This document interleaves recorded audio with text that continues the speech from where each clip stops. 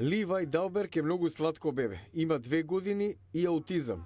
Дури пред да биде диагностициран, мајка му знаела дека нешто не е во ред. Ливај ги кажуваше првите зборови во време кога проди и потоа престана.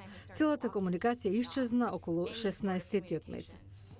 Аутизмот не исчезнува. Со ова заболување мозокот не функционира нормално. Резултатот е тешкоти во комуницирањето, социјалната интеракција со другите и контролирање на однесувањето.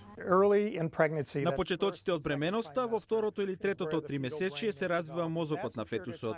Тоа е период каде мозокот е најчувствителен на напади и зголемениот шекер во крвта е напад на фетусот. Лекарите Едвард Кари и Ани Шионг со тим истражувачи ги разгледувале медицинските досије на повеќе од 300.000 деца. Забележале разлика меѓу децата кои што се родени од жени кои имале диабетес во бременост. Изложеноста на диабетес, што се јавува за време на бременоста диагностициран пред 26-та недела, е поврзан со зголемен ризик за аутизам.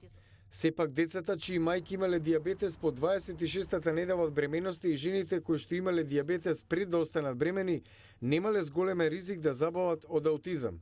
Доктор Едвард Кари вели дека истражувањето покажало колку е важна грижата за време на бременоста. Мајките не треба само да го проверуваат шекерот во крвта, туку и да ги земаат витамините за време на бременоста. Тоа може да има позитивно влијание врз развојот на фетусот. Причините за аутизмот се непознати, но истражувачите нашле дека има фактори кои што го зголемуваат ризикот, како прерано раѓање, премал плод, родители во поодминати години, сестри или браќа со аутизам, изложеност на лекови, дрога или тешки метали за време на бременоста. Истражувањето е објавено во журналот на Американската медицинска асоциација.